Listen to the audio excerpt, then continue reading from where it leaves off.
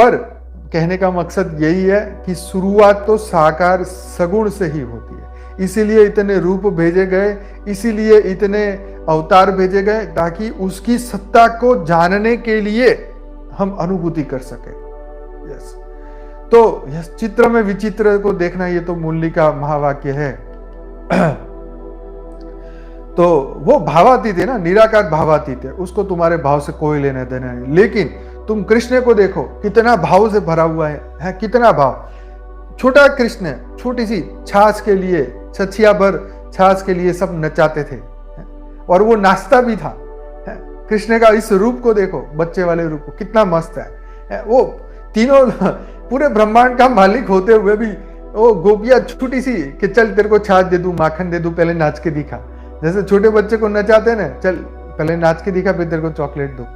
तो बेचारे कृष्ण को, उस भगवान को भी नचाते थे। तो वो बेचारा गुण वाला है ना। कितनी मस्त बात है, कितनी मस्त बात है कि वो भाव से भरा हुआ है। वो भगवान का एक रूप है। वो जो निर्गुण, वो अलग बात है, उसकी तो बात अलग है।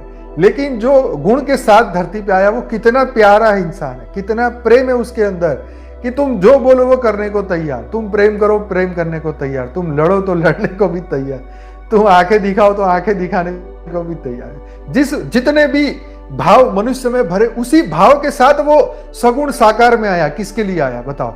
मनुष्यों के लिए आया, कि तुम उसके प्रेम की अनुभूति कर सको, उसके प्रेम को देख सको, उसकी आनंद ले सको, उसके कैरेक्टर को देख देख के खुशी मना सको। आज छोटा बच्चा होता है, उसको देख के सब मग्न हो जाते हैं, उसकी खेल कूद में, उसकी एक्टिविटी को देख के। तो भगवान के इस रूप को देख के मनुष्य हर पल खुशी में, उसको खुशी मिलती है, उसको आनंद मिलता है, उसको एक एंटरटेन मिलता है। तो ये भी एक गजब की बात है कि उसकी लीला है कितनी, बचपन से लेके बड़े होने तक की कितनी सारी लीला उसने की, अंत समय तक की लीला है। तो ये भगवान उन्हीं की लीला है, जो गुण से भरे हुए हैं, वही ये लीला कर सकता है। जो निराकार है वो बेचारा क्या लीला करेगा, वो तो ये सभी चीजों से ऊपर है।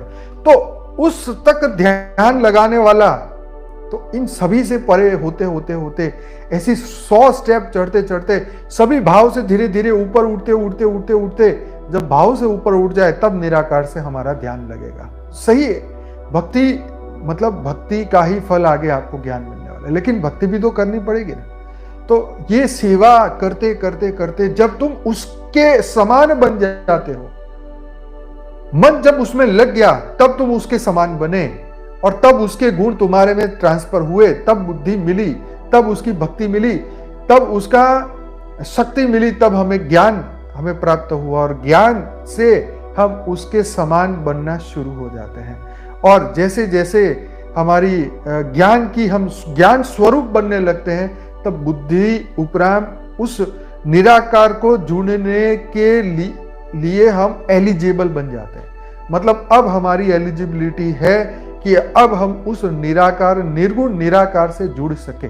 तो पहले हम निर्गुण निराकार की बुद्धि तो धारण करें, बुद्धि से उस लेवल तक पहुंचे, मन की उस अवस्थाओं को क्रॉस करके पहुंचे, क्योंकि वहां मन का कोई कार्य ही नहीं है।